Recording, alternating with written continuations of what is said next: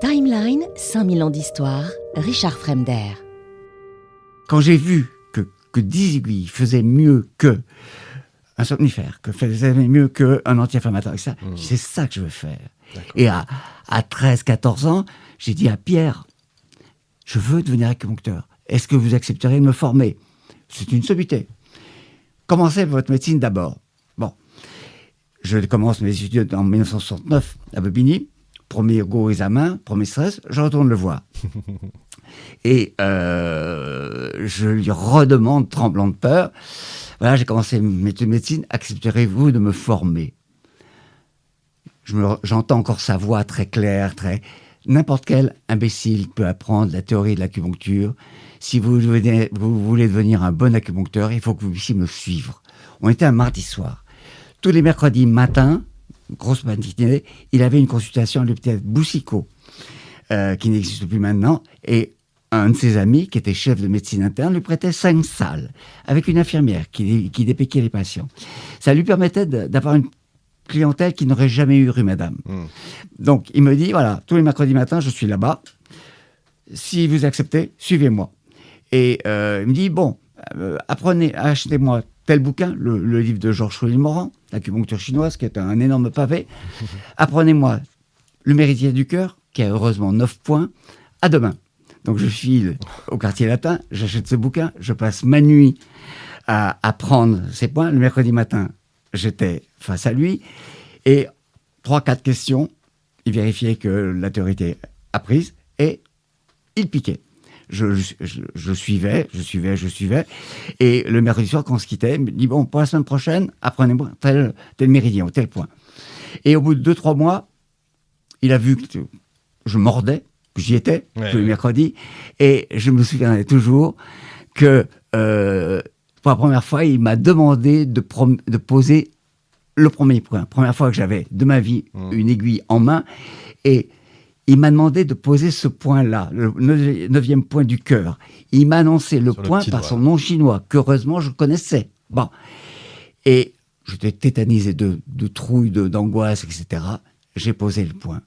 Et 30 ans plus tard, je lui dis, dis donc, espèce de salopard, tu te souviens du premier point que tu m'as permis de poser? Oui. Pourquoi tu as fait ça? Ben, je voulais voir si ta main tremblait. Je dis, alors? Elle avait tremblé? Non. Il dit, j'ai su ce jour-là que tu seras un bon. Voilà. Et ça a été une longue histoire. Donc ça a été la chance de ma vie. D'accord. Parce que Pierre était une sommité incroyable. Et bon, tout au long de ces mercredis, il m'a inoculé le virus de la recherche. Pourquoi? Parce que je le voyais oser sortir des sentiers battus. Oui.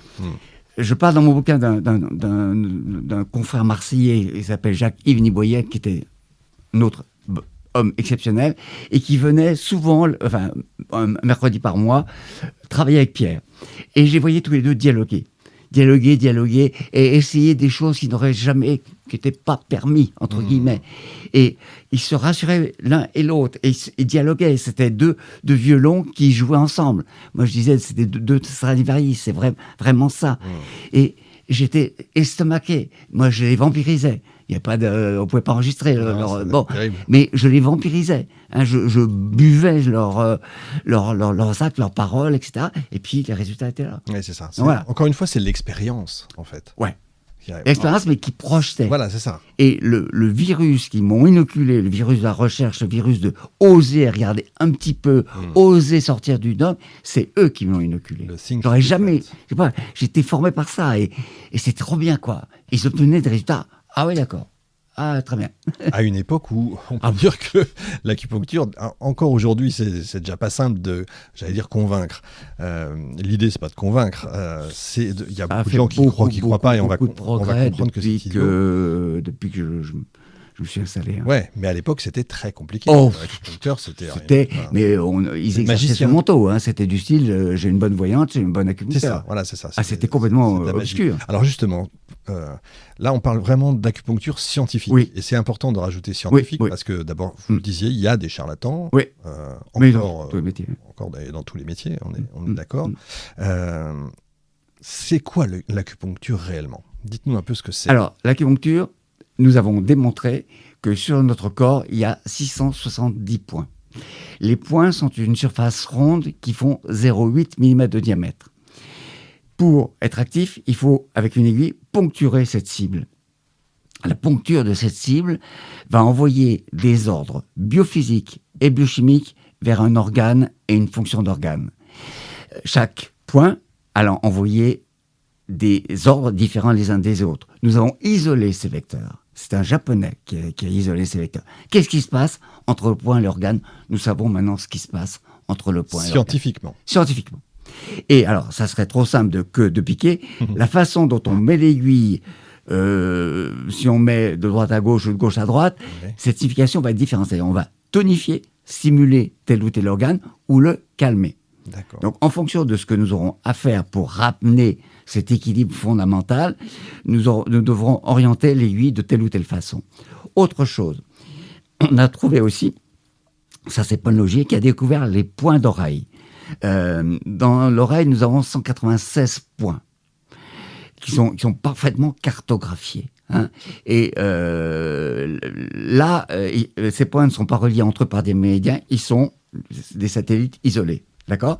Eux aussi, ils ont tous une fonction thérapeutique très précise. Ils sont extrêmement puissants d'efficacité. D'accord. C'est pour ça qu'on dit aussi que l'oreille peut être très, j'allais dire aphrodisiaque, et pas aphrodisiaque, c'est simuler l'excitation sexuelle, etc. Oui, il y a d'autres points. Oui, je sais bien qu'il y a d'autres points, non, mais bien sûr. Non, mais réponse, ça peut toujours mais paraître. On ne soigne pas tout par l'oreille. Ceux qui...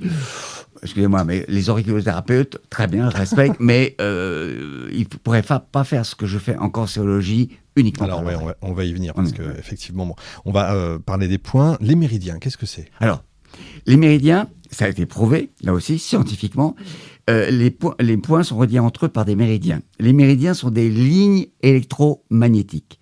Ce sont des milliélectronvolts qui parcourent la peau, là aussi, sur des régions anatomiques très, très, très précises. Et de part en part, quand on suit, avec un traceur, au niveau des points, il y a une différence de potentiel électrique évoquée. Il y a une chute de potentiel électrique. Et c'est là où est le point. Donc, quand maintenant je m'en sers plus, mais quand nous avons un détecteur de points, c'est-à-dire on donne une électrode au patient et avec un stylet, on suit le méridien, on connaît la trace du méridien, et tout d'un coup, pip, ça sonne et ça enregistre la différence de potentiel électrique. D'accord. Et il n'y a plus qu'à piquer dans la cupule qu'a formé le stylet. Et on est sûr d'être dedans. Ça, c'est extraordinaire. C'est génial. Alors, pour les points d'oreille, c'est important. Ah ouais, ça, c'est fantastique. Ouais. Vous êtes donc médecin en même temps. Alors, si je peux me permettre, il est indispensable d'être médecin pour être acupuncteur. L'acupuncture n'est pas une médecine douce. On peut être délétère. Il y a des points dangereux. Il faut poser un diagnostic, j'allais dire médical, avant de poser une première aiguille. Je ne pose jamais une aiguille en aveugle, sans avoir un diagnostic précis. C'est très, très important, ça. Alors moi, je peux confirmer, mon médecin est acupuncteur, je ne me soigne qu'avec ça. Oui. Mais évidemment, ça soigne... encore une fois, il n'y a pas de magie. Non. Hein, on n'est pas là pour guérir n'importe quoi. Non. Il y a des choses qui ne se soignent pas par acupuncture. Voilà, exactement. Moi, je sais qu'une entorse, génial, ça. J'ai eu un burn-out, il y a des années, etc. Enfin, une seule séance, mon burn-out a disparu. Ma fille qui a eu une verrue, une seule séance, alors qu'on avait fait des séances de tas de trucs différents, etc. On dit ça existe, c'est magique. Non, il n'y a pas de magie. Non, il n'y a pas de magie, mais c'est un beau compliment. Je hurle plus quand on traite de magicien. C'est un beau compliment. Mais c'est reproductible. Deux, c'est une efficacité, mais qui est incroyable. Et ça, dont je me lasse pas. Ça, c'est magique. Mais c'est incroyable. Ça, c'est vrai que c'est et ils n'en reviennent pas. Oui, je suis assez d'accord. Mais la cancérologue avec laquelle j'ai fait une interview récemment, Mme Sargacchian, pour ne pas la nommer, quand elle m'a connu il y a 20 ans, elle s'attendait que, bon effet sur les nausées vomissantes, mais elle l'a dit, je ne m'attendais pas au résultat que vous obtenez. Je ne m'attendais pas à ça. On y vient. Parce que ce qui est impressionnant dans votre livre, et c'est pour ça que je voulais vous avoir sur cette émission, c'est que vous vous êtes spécialisé. Vous nous direz si ça a été par hasard ou si ça a été une volonté. En tout cas, vous vous êtes spécialisé, vous avez travaillé à un protocole sur l'oncologie, donc sur les cancers, non pas pour guérir le cancer, ça ne fonctionnera pas, a priori, vous me direz, mais c'est sur les effets secondaires des traitements. Alors, première chose, c'est pas un protocole, c'est des dizaines de protocoles. D'accord. Pourquoi Alors, pour répondre à votre première question, c'est du hasard ou pas hasard. En 82, je me suis installé en 78. Pour l'information, j'ai été le premier médecin acupuncteur à avoir le droit de rester conventionné. Oui. D'accord ça. Et 78, c'est important. Pourquoi ? Parce que c'était l'avènement des mutuelles. Et ça m'a permis, parce que j'étais convoqué par le Conseil de l'Ordre, ils savaient que je m'installais ouvertement en tant que médecin acupuncteur. Moi, je m'attendais comme Pierre à rentrer dans une espèce de clandestinité, c'est-à-dire qu'on n'avait même pas le droit de marquer sur notre plaque en bas. Oh là là. On était docteur machin, point. Bon. Et je suis convoqué au Conseil de l'Ordre, rue Euler, interrogatoire de fou. Et puis, au bout de 3 quarts d'interrogatoire, il me dit « Est-ce que ça vous intéresserait de rester conventionné ?» Je dis « Oui, bien sûr. » Et ils m'ont fait signer une espèce de charte dans laquelle je m'engageais à respecter certaines règles, bien sûr.